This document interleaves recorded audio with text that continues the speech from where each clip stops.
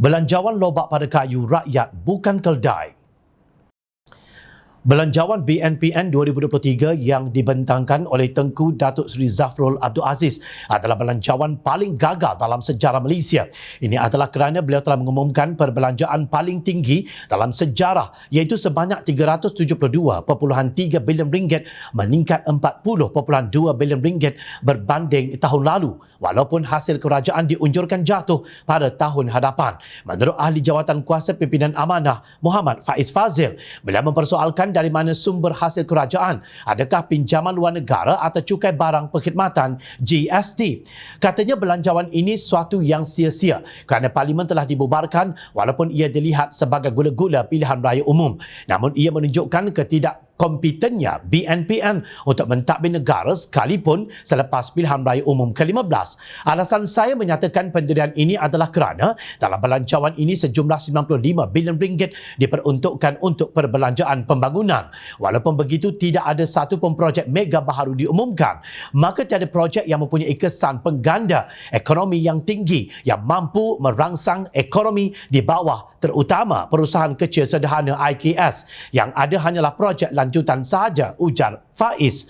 Menurut beliau, belanjawan ini tidak menawarkan usaha konkret untuk menyelesaikan masalah kos sara hidup, khususnya berkaitan inflasi makanan. Bukan sahaja subsidi telah dipotong lebih 22 bilion ringgit, peruntukan bantuan BKM kepada keluarga miskin juga dikurangkan kepada 7.8 bilion ringgit daripada 8.2 bilion ringgit. Bilangan penerima untuk tahun 2023 juga berkurang kepada 8.7 juta individu.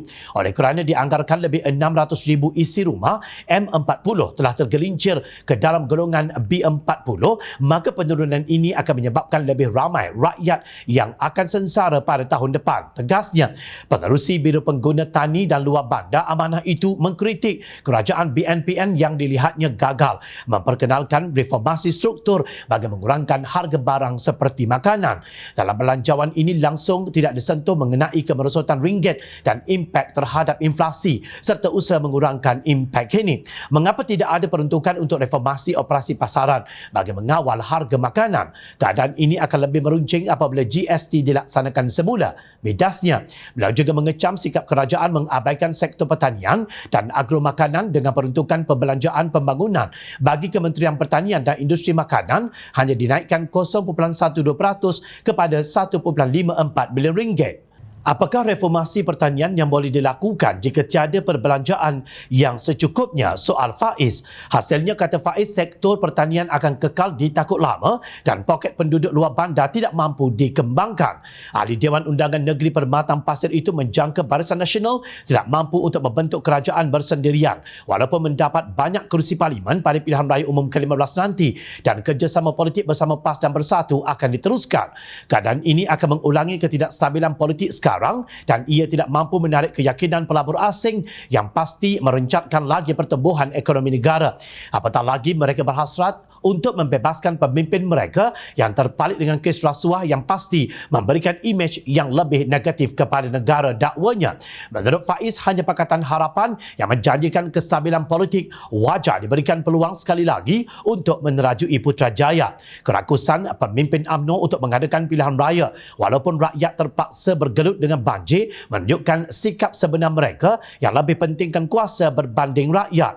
Justru masanya telah tiba untuk rakyat keluar mengundi beramai-ramai memastikan kerajaan pintu belakang BNPN tewas dalam pilihan raya, ujarnya.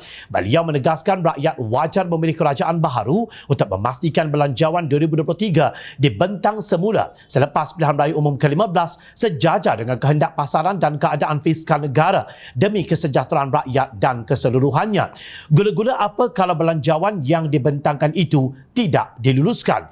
Jom China melihat ia umpama satu penipuan seperti seorang penunggang keldai sambil membawa lobak diikat pada kayu di hadapan keldai yang berlari untuk mendapatkannya. Demikian hinanya layanan kerajaan BNPN terhadap rakyat marhain.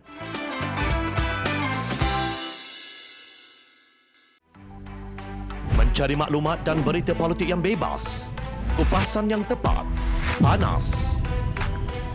Dapatkannya secara eksklusif hanya di Jom Channel.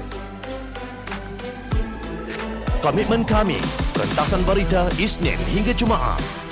Melalui bicara dan isu semasa, kami garapkan secara langsung. Panel-panel berkaliber dan profesional. Interaktif, pandangan anda kami raikan. Jangan lupa bersama kami di setiap hujung minggu dalam edisi khas mingguan. Jom channel, moving forward, sharing a new experience.